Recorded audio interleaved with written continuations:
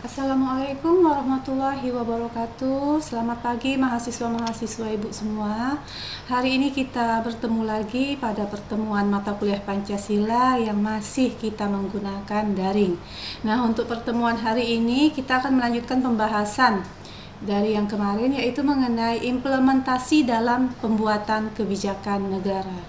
Secara garis besar Ibu yakin kalian sudah memahami apa maksudnya kalau melihat dari judul implementasi ini. Oke, selanjutnya kita akan bahas satu persatu dari materi yang disampaikan. Sekali lagi Bu harapkan, mohon untuk mencermati setiap pembahasan dari awal sampai akhir.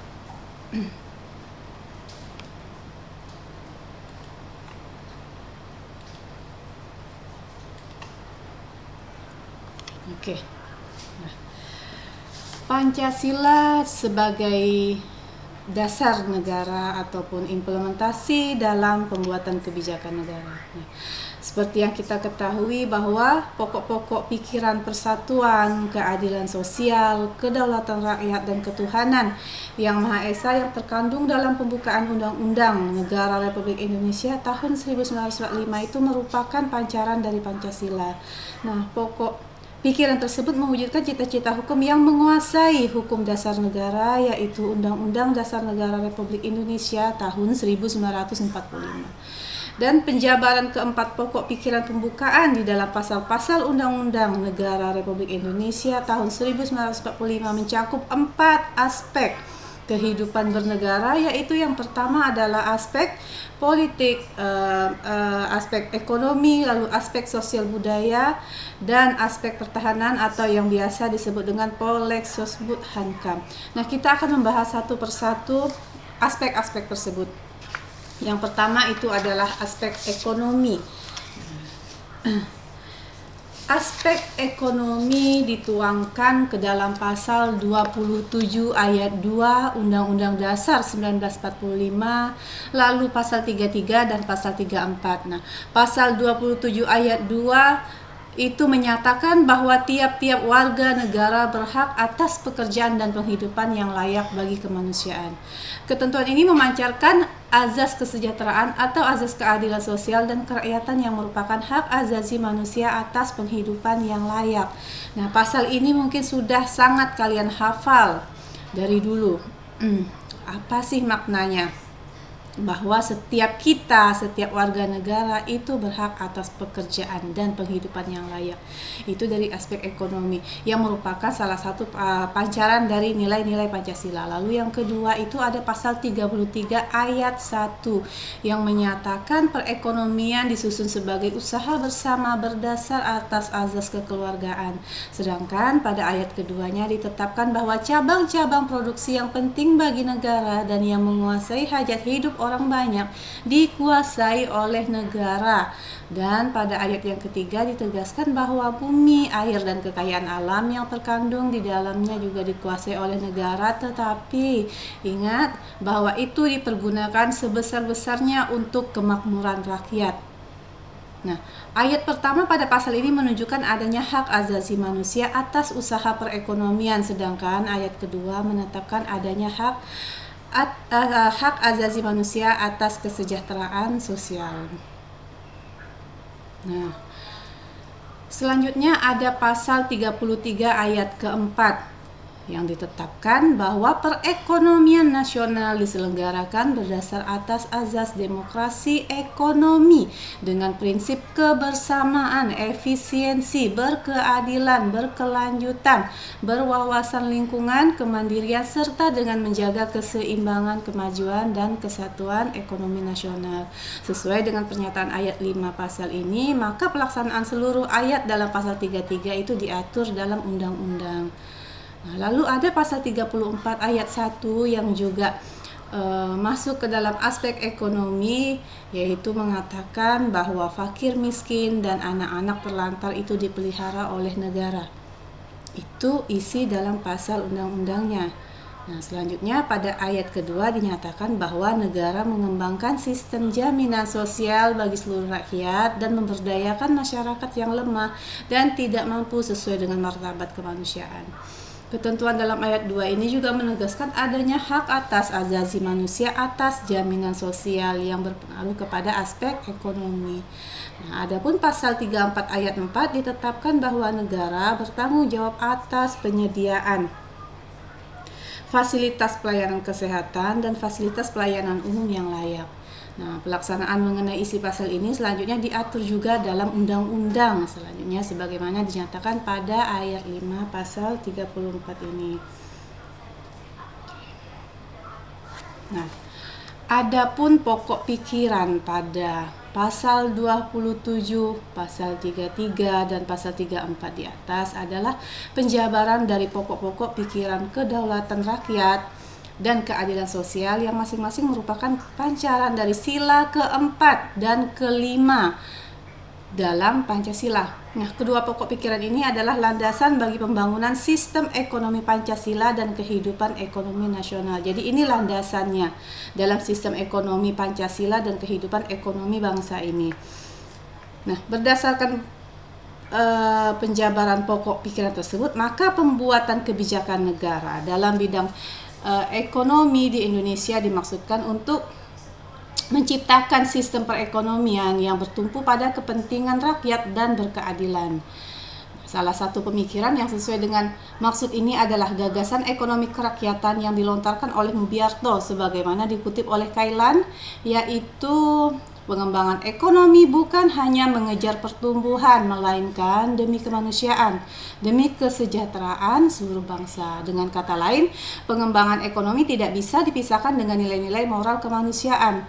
Dan dengan demikian juga sistem perekonomian yang berdasar pada Pancasila dan yang hendak dikembangkan dalam pembuatan kebijakan negara bidang ekonomi di Indonesia ini harus terhindar dari yang namanya sistem persaingan bebas ataupun monopoli dan lainnya yang berpotensi menimbulkan penderitaan rakyat dan penindasan terhadap sesama manusia.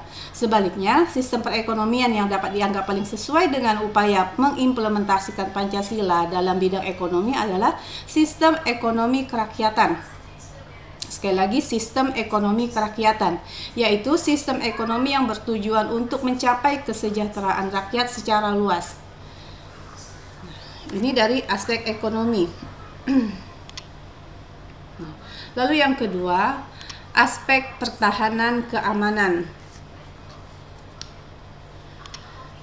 Aspek pertahanan keamanan yang merupakan pancaran dari Pancasila itu dituangkan dalam pasal 27 ayat 3 dan pasal 30. Di sini Ibu akan jelaskan sedikit. Pasal 27 ayat 3 menetapkan bahwa setiap warga negara berhak dan wajib ikut serta dalam pembelaan negara.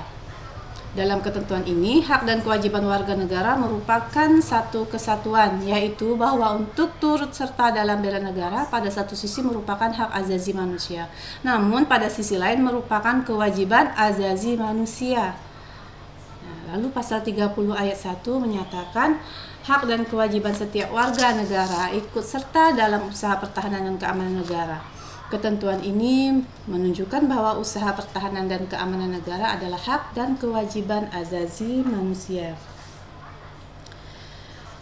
Pada ayat kedua pasal 30 ini dinyatakan bahwa usaha pertahanan dan keamanan negara dilaksanakan melalui sistem pertahanan dan keamanan rakyat semesta oleh TNI ataupun Tentara Nasional Indonesia dan Kepolisian Negara Republik Indonesia sebagai kekuatan utama dan rakyat sebagai kekuatan pendukung. Ingat bahwa kita ini kekuatan utamanya adalah TNI dan Polri. Rakyat sebagai kekuatan pendukung.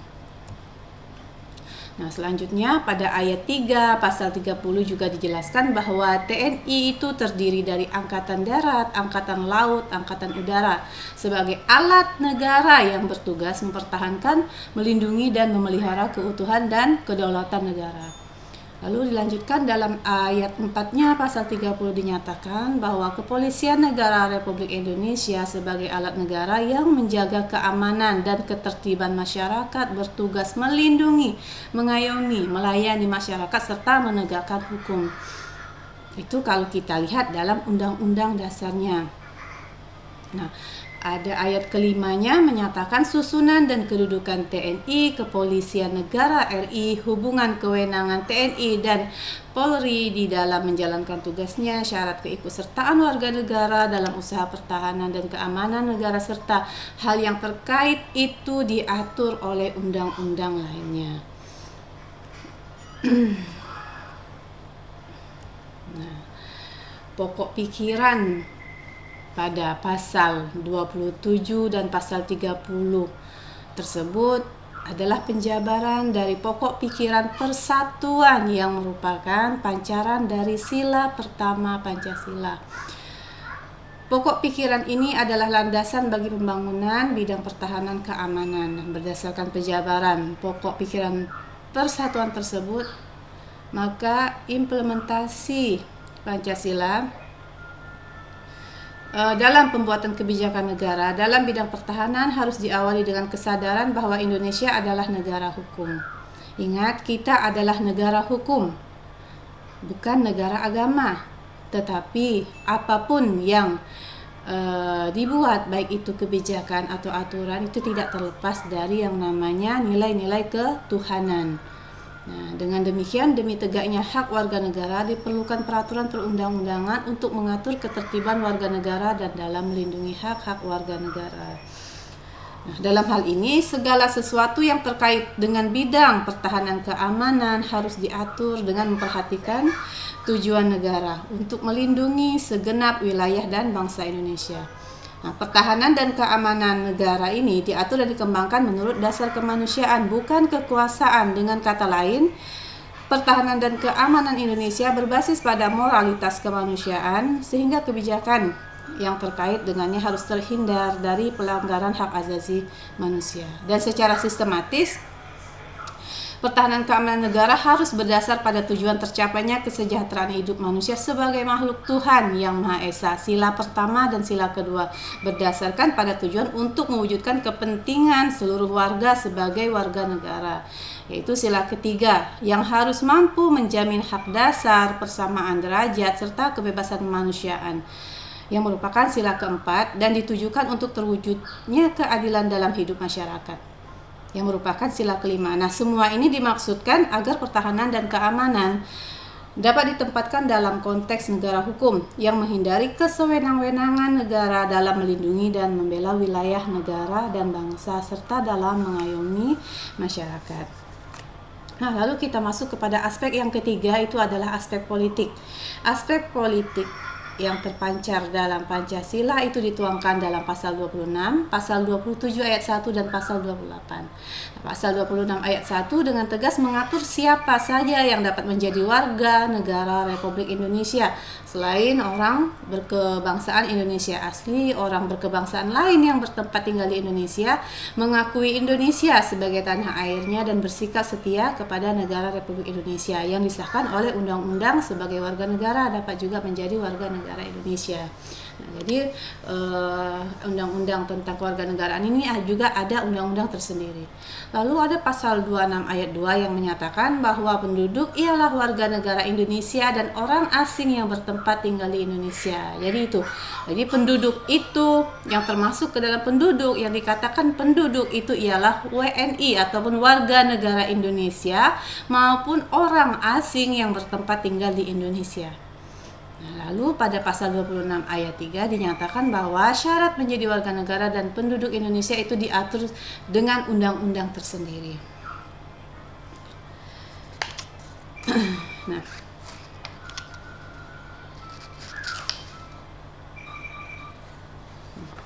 lalu ada pasal 27 ayat 1 yang menyatakan kesamaan kedudukan warga negara di dalam hukum dan pemerintahan. Nah, ini harus diingat. Kesamaan kedudukan warga negara di dalam hukum dan pemerintahan dengan tidak ada pengecualiannya. Ketentuan ini menunjukkan adanya keseimbangan antara hak dan kewajiban dan tidak ada diskriminasi di antara warga negara, baik mengenai haknya maupun mengenai kewajibannya. Jadi apapun agama, apapun suku, apapun pandangan politik dan sebagainya, kita semua sama di dalam hukum dan pemerintahan, tidak ada kecuali. Lalu pasal 28 juga menetapkan hak warga negara dan penduduk untuk berserikat dan berkumpul, mengeluarkan pikiran dengan lisan dan tulisan serta sebagainya yang diatur dengan undang-undang. Nah, dalam ketentuan ini ditetapkan adanya 3 hak warga negara dan penduduk yang digabungkan menjadi satu, yaitu hak kebebasan berserikat, lalu hak kebebasan berkumpul, dan yang ketiga adalah hak kebebasan untuk berpendapat. Lalu pokok pikiran yang tertuang dalam pasal 26, pasal 27 ayat 1 serta pasal 28 ini adalah penjabaran dari pokok-pokok pikiran kedaulatan rakyat dan kemanusiaan yang adil dan beradab yang masing-masing merupakan pancaran dari sila keempat dan kedua Pancasila. Kedua pokok pikiran inilah yang menjadi landasan bagi kehidupan nasional bidang politik di negara Republik Indonesia. Nah, berdasarkan penjabaran kedua pokok tersebut, maka pembuatan kebijakan negara dalam bidang politik harus berdasarkan pada manusia yang merupakan subjek pendukung Pancasila. Bahwa yang berketuhanan, berkemanusiaan, berpersatuan, berkerakyatan, dan berkeadilan adalah manusia. Manusia adalah subjek negara dan oleh karena itu politik negara harus berdasar dan merealisasikan harkat dan martabat manusia di dalamnya. Jadi siapapun yang tidak mengakui adanya Tuhan, siapapun yang tidak memiliki Tuhan, itu tidak memiliki hak dan kewajiban apapun di negara Indonesia ini. Nah, hal ini dimaksudkan agar sistem politik negara dapat menjamin hak-hak asasi manusia. Dengan kata lain, pembuatan kebijakan negara dalam bidang politik di Indonesia itu harus memperhatikan rakyat yang merupakan pemegang kekuasaan ataupun kedaulatan. Rakyat, sekali lagi, merupakan asal mula kekuatan, asal mula kekuasaan, dan oleh karena itu politik Indonesia yang dijalankan adalah politik yang bersumber dari rakyat, bukan dari kekuasaan perseorangan ataupun kelompok dan golongan sebagaimana ditunjukkan oleh Kailan.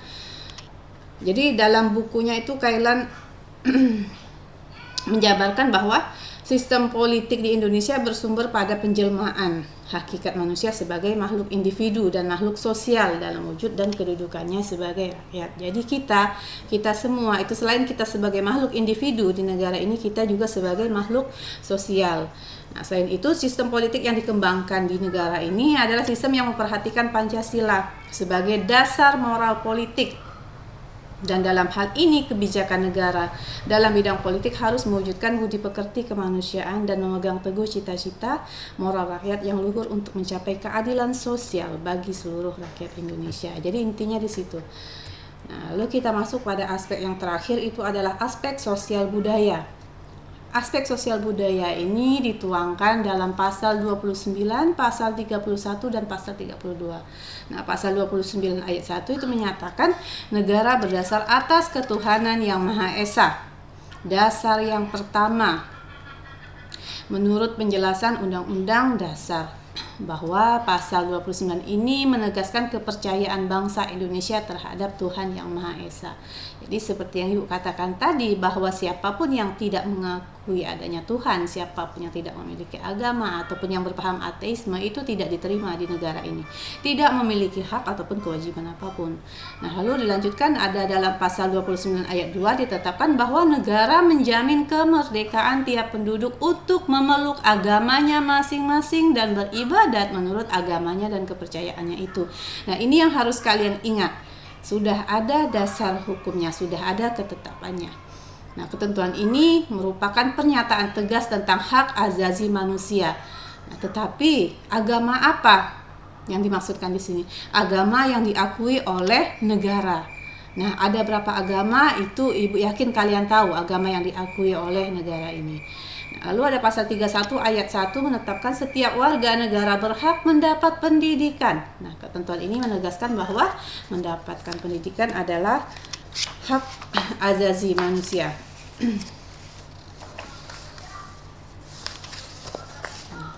Lalu selanjutnya pada ayat 2 pasal ini juga dikemukakan bahwa setiap warga negara itu wajib mengikuti pendidikan dasar dan pemerintah wajib membiayainya. Dan kita tahu bahwa ini memang benar. Dari ayat kedua pasal ini diperoleh pemahaman bahwa untuk mengikuti pendidikan dasar itu merupakan kewajiban azazi manusia. Lalu sebagai upaya untuk memenuhi kewajiban azazi manusia itu, maka dalam ayat ketiga pasal ini diatur bahwa pemerintah wajib mengusahakan dan menyelenggarakan satu sistem pendidikan nasional yang meningkatkan keimanan dan ketakwaan serta akhlak mulia dalam rangka mencerdaskan kehidupan bangsa yang diatur dalam undang-undang. Demikian pula dalam rangka mencerdaskan kehidupan bangsa, maka dalam ayat 4 pasal 31 ini ditetapkan bahwa negara memprioritaskan anggaran pendidikan sekurang-kurangnya 20% dari APBN serta dari APBD untuk memenuhi kebutuhan penyelenggaraan nasional. Nah, adapun dalam pasal 31 ayat 5 itu ditetapkan bahwa pemerintah memajukan ilmu pengetahuan dan teknologi dengan menjunjung tinggi nilai agama dan persatuan bangsa untuk kemajuan peradaban. Lalu pasal 32 ayat 1 menyatakan juga bahwa negara memajukan kebudayaan nasional Indonesia di tengah peradaban dunia dengan menjamin kebebasan masyarakat. Nah, ketentuan menegaskan mengembangkan nilai budaya merupakan hak azazi manusia. Selanjutnya ayat 2 pasal 32 juga menyatakan negara menghormati dan memelihara bahasa daerah sebagai kekayaan budaya nasional. Tetapi tetap bahasa Indonesia merupakan bahasa persatuan. Nah, pokok pikiran dari pasal 29, pasal 31, dan pasal 32 di atas itu merupakan penjabaran dari pokok-pokok pikiran ketuhanan yang Maha Esa, kemanusiaan yang adil dan beradab, dan persatuan yang masing-masing merupakan pancaran dari sila pertama, kedua, dan ketiga Pancasila. Nah, ketiga pokok pikiran ini adalah landasan bagi pembangunan bidang kehidupan, keagamaan, pendidikan, dan kebudayaan nasional.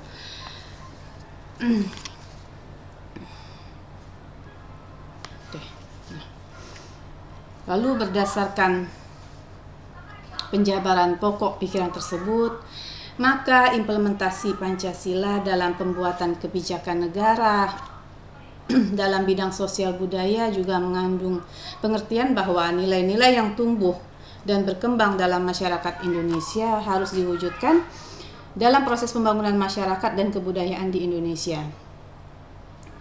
Sebagai kerangka, Pancasila dapat merupakan dorongan untuk mengatur yang pertama untuk sebagai dorongan universalisasi, lalu yang kedua transendentalisasi. Dengan demikian Pancasila sebagai sumber nilai dapat menjadi arah bagi kebijakan negara dalam mengembangkan bidang kehidupan sosial budaya Indonesia yang beradab sesuai dengan sila kedua kemanusiaan yang adil dan beradab. Selain itu, pengembangan sosial budaya juga harus dilakukan dengan mengangkat nilai-nilai yang dimiliki bangsa Indonesia, yaitu nilai Pancasila. Nah, hal ini juga tidak bisa dilepaskan dari fungsi Pancasila sebagai sebuah sistem etika yang keseluruhan nilainya bersumber dari harkat dan martabat manusia sebagai makhluk yang beradab. Nah, perbenturan kepentingan politik dan konflik sosial yang pada gilirannya menghancurkan sendi-sendi kehidupan bangsa Indonesia seperti kebersamaan atau gotong royong dan sikap saling menghargai terhadap perbedaan suku, agama, dan ras harus dapat diselesaikan melalui kebijakan negara yang bersifat humanis dan beradab. Nah, lalu ketentuan mengenai 4 aspek kehidupan bernegara yang sudah dijelaskan di atas sebagaimana tertuang di dalam pasal Undang-Undang Dasar Negara Republik Indonesia 1945 tersebut adalah bentuk nyata dari implementasi Pancasila sebagai paradigma pembangunan ataupun kerangka dasar yang mengarahkan pembuatan kebijakan. Jadi pembuatan kebijakan negara, baik itu dalam pembangunan bidang politik, dalam bidang ekonomi, dalam bidang sosial budaya maupun bidang pertahanan keamanan di Indonesia. Nah, berdasarkan kerangka dasar inilah pembuatan kebijakan negara itu ditujukan untuk mencapai cita-cita nasional kehidupan bernegara di Indonesia. Nah, tapi seperti yang kita ketahui bahwa kebijakan negara yang sudah ada di Indonesia yang disusun berdasarkan undang-undang pada kenyataannya itu tidak banyak yang tidak sesuai dengan apa yang seharusnya ada. Walaupun tidak semuanya, tetapi ada sebagian yang tidak sesuai, implementasinya tidak sesuai dengan nilai-nilai Pancasila ataupun pokok-pokok pikiran yang ada dalam Undang-Undang Dasar 1945. Nah, oke, untuk hari ini pembahasan tentang Pancasila sebagai dasar pembuatan kebijakan ataupun implementasi kebijakan pembangunan. Ibu harap kita akan melanjutkan ke diskusi kelas. Oke, untuk materi yang disampaikan hari ini Ibu cukupkan. Wassalamualaikum warahmatullahi wabarakatuh. Selamat pagi dan salam sejahtera untuk kita semua. Terima kasih.